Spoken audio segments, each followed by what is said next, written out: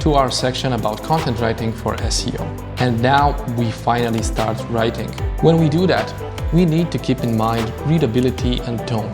And this is connected to one of our previous steps, which was defining the audience, if you remember. Part of this is deciding how long the content should be. And the answer to that question is relative. There's no given answer. It pretty much depends on your competition.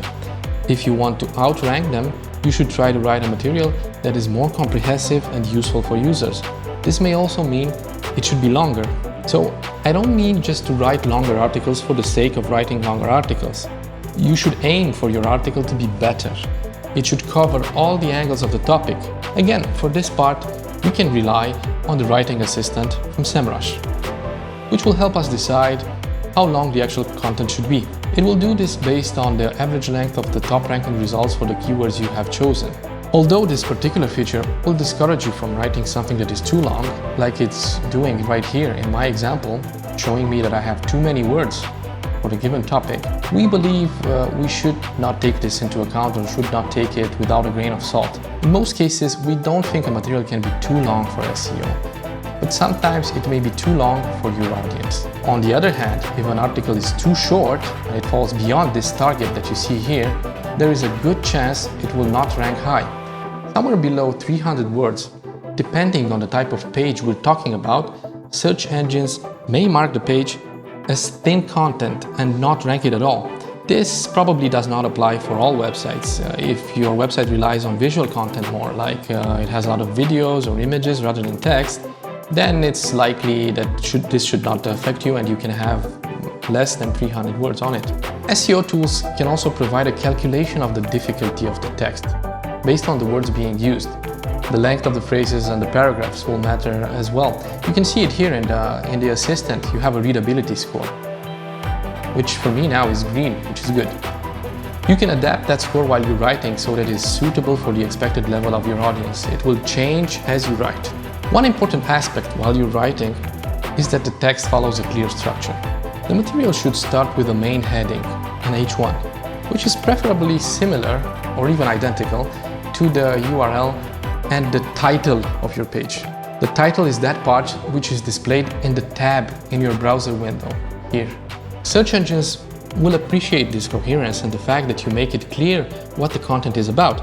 It is preferable to have just one H1 and then to organize the rest of the headings logically, like in the sketch you see here in my presentation. One H1 and then a few H2s, and the H3s are all organized below the H2s. But beyond being organized in terms of text, there is also the meta text to think about, which is translated as text about the text.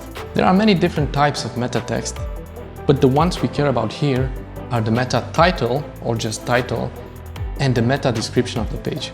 These are displayed in the SERP right here. This is the title, and this is the meta description.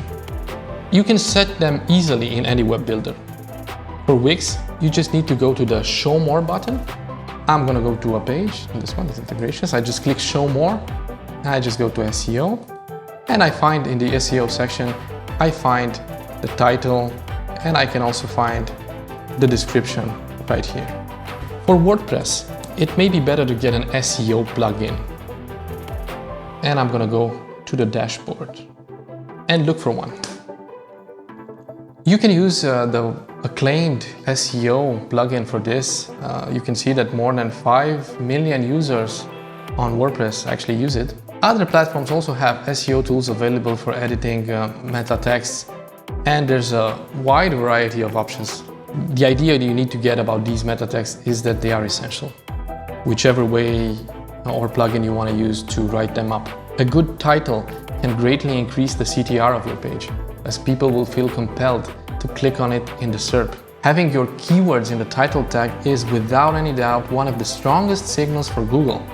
We've tested it out in the past and noticed immediate significant jumps for a keyword search when we added that keyword to the title of a page. For meta descriptions, although Google claims that meta description text is not a direct ranking factor, it is certainly important to also have a relevant description with keywords in it to convince users to click on the result. So there will be this connection between the search query and the keywords that the user used, and the meta description, which will show them that this is the relevant result for them. Writing good text may not be enough.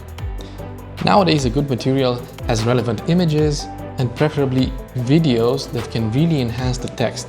Especially since there is a low attention span among internet users, they have to also be kept on the page with powerful visuals.